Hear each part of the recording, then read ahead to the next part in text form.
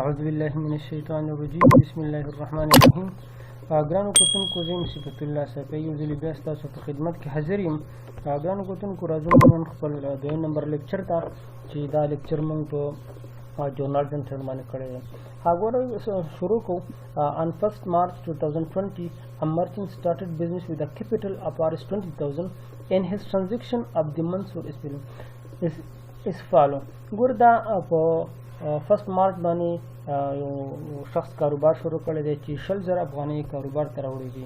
موږ چې دې ټرانزیکشن څنګه کوو. ګور په 1 مارچ باندې کیش کاروبار راغلی دی تو 20,000 افغانۍ چا راوړی دی، کیپټل مالک راوړی دی. یاد وساتئ کیش زموږ ایسټ دی. هر کله چې په ایسټ کې زیاتوالی راځي انکریز راځي دا موږ په ډیبټ سایډ باندې ریکارډ کوو. بل طرف ته کیپټل دی. ټو کیپټل زموږ څه شی دی، مالک دی کاروبار، او هر کله چې د مالک په پیسو کې زیاتوالی راځي انکریز راځي دا موږ په کریډټ سایډ باندې ریکارډ کوو. دا د دې ټرانزیکشن هغه منطقي لاجیکل ټرانزیکشن او د دې ریکارډ راځو. بل ماشینګرۍ ته ګورو چې ماشینګري په څوم طرف باندې اخیستلی شوې ده. ګورو چې پرچیز ماشین نو فارس 10,000 کاروبار ته ماشینګري راغلی ده په 10,000 افغانۍ باندې اخیستې ده.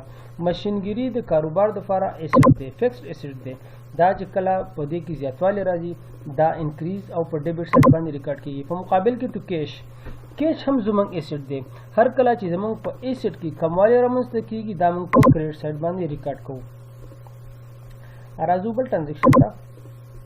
bought furniture from سلمان. د سلمان نم فرنیچر اخیستی دی. فرنیچر زموږ ایسټ دی او هر کله چې زموږ په ایسټ کې زیاتوالی راځي دا موږ په ډیبټ سایډ باندې ریکارډ کوو.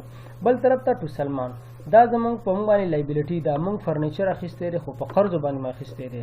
یاد وساتئ هر کله چې په لایبیلیټي کې زیاتوالی راځي ور لایبیلیټي ده او په دې کې چې کله انکریز زیاتوالی راغی دا موږ په کریډټ سایډ باندې ریکارډ کوو.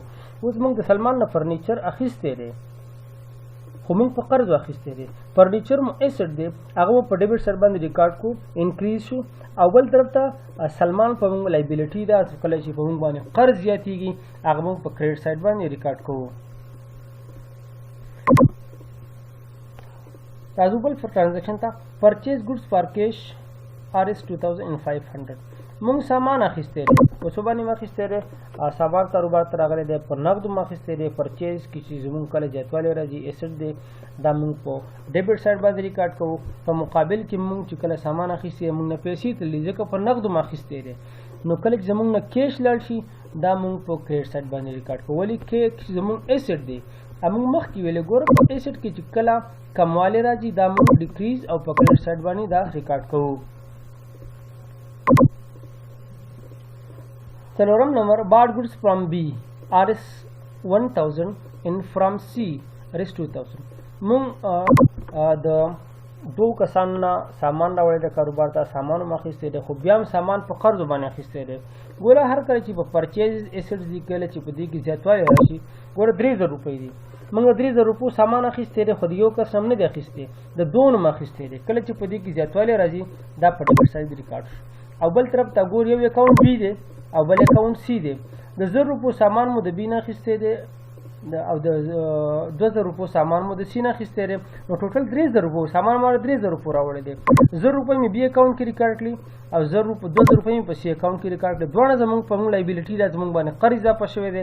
هر کله چې زموږ په قرض کې زیاتوالی راځي دا انکریز او موږ په کریډټ سایډ باندې دا ریکارډ کوو.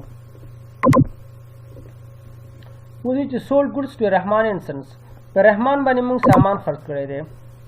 ګور رحمان اینډ سنس دا زموږ ایسټ دی اکاونټ ریسیوبل دی په ده باندې زموږ قرضه ده. اوس هم کله چې زموږ په ایسټ کې زیاتوالی راځي دا انکریز او په ډیبټ سایډ باندې ریکارډ کېږي.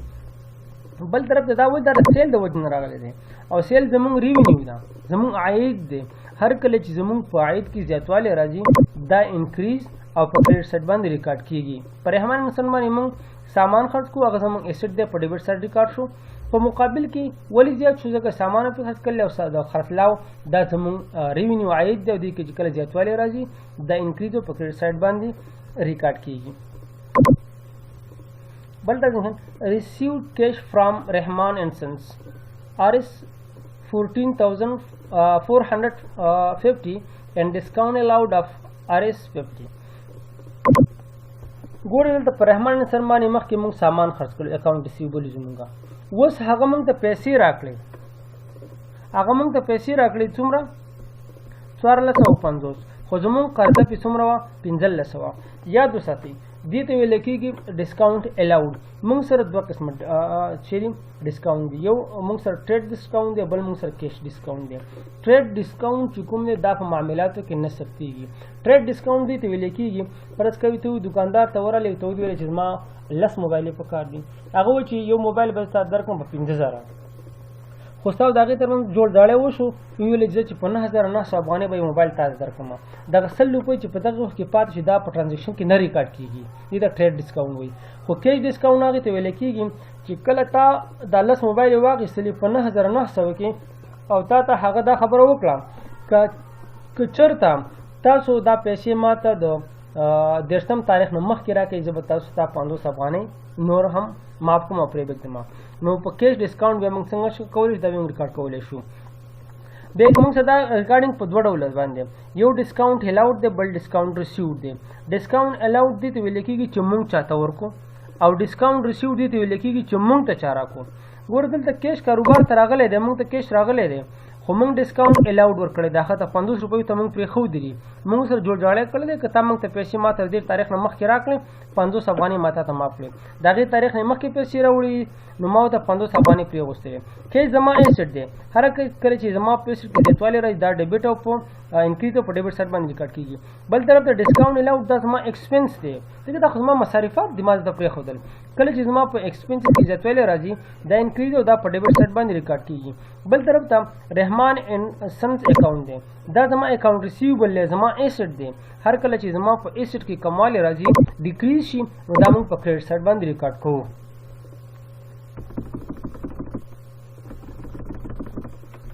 راځو بل ټرانزیکشن ته. پیډ کیش ټو بی ان ډسکاونټ ریسیوډ RS25. ګوره موږ د دې نه سامان اخیستی وو چا نه د بي نه موږ ډسکاونټ د بي نه موږ سامان اخیستی وو په موږ باندې قرضه وه، په موږ باندې څه شو په موږ باندې ګوره قرضه وه. دا اکاونټ پیبل دی ښه وبخښئ ډېر زیات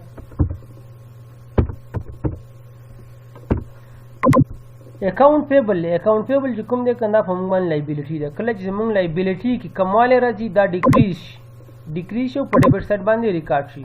په مقابل کې موږ نه کیش تللی دی او کیش زموږ ایسټ دی. کله چې موږ په ایسټ کې کموالی راځي دا ډیکریز او په کریډټ سایډ باندې ریکارډ کېږي. خو بل طرف ته دې موږ ته 25 افغانۍ موږ ته پرېښودي دي او دا زموږ ریونیو زموږ انکم دی 25 افغانۍ.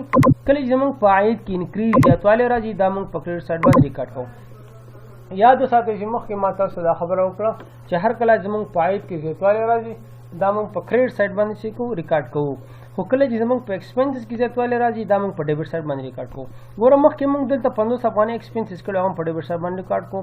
بل طرف ته اوس دوی موږ د 25 افغانۍ هغوی موږ ته پرېښودي دا زموږ انکم دی دا هم په کریډټ سایډ باندې ریکارډ کوو. پیډ سیلري 8 نمبر ټرانزیکشن. پیډ سیلري فار د منث اف مارچ 500. ګوره سیلري چې کوم دا زموږ ایکسپنسز دي. کله چې زموږ په ایکسپنسز کې زیاتوالی راځي دا انکریز او په ډیبټ سایډ ریکارډ کوو. په مقابل کې زموږ نه کیش تللی دی. کیش زموږ څه شی دی؟ کیش زموږ ایسټ دی. کله چې زموږ په ایسټ کې زیاتوالی راځي کموالی راځي دا ډیکریز او موږ په کریډټ سایډ باندې ریکارډ کوو. موږ سره بل ټرانزیکشن دی چې پیډ رینټ فار د منث اف مارچ 300. موږ رینټ ادا کړی دی کریم ورکړی دا ایکسپنسز دي. کله چې زموږ په ایکسپنسز کې انکریز زیاتوالی راځي ډیبټ سایډ باندې ریکارډ کوو. په مقابل کې موږ نه کیش تللی دی او کیش زموږ ایسټ دی. کله چې په کیش کې کموالی راځي دا موږ په ډیکریز او په کریډټ سایډ ریکارډ کوو.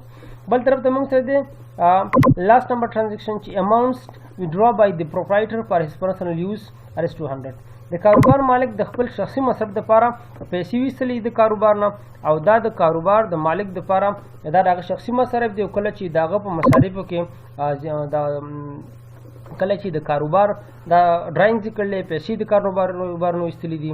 کله چې د کاروبار په سرمایه د مالک په سرمایه کې کموالی راځي دا ګوره موږ ډیکریز کوو ځکه دا هغه شخصي مصارف دي. د خپل کاروبار نه پیسې ویستلې او اثر یې د هغه په پیسو باندې د هغه په کاروبار باندې پرې واڅلی دی نو دا موږ په ډیکریز او په ډیبټ سایډ باندې ریکارډ کوو. په مقابل کې کیش دی. کیش ایسټ دی او کله چې زموږ په ایسټ کې کموالی راځي دا موږ ډیکریز او په کریډټ سایډ باندې ریکارډ کوو.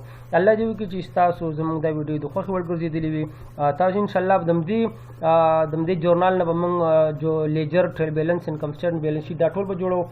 تاسو ان شاء الله زمونږ ویډیو تعقیب کړئ. که چا زمونږ چینل نه وي سبسکرایب کړی هغه سبسکرایب کړئ.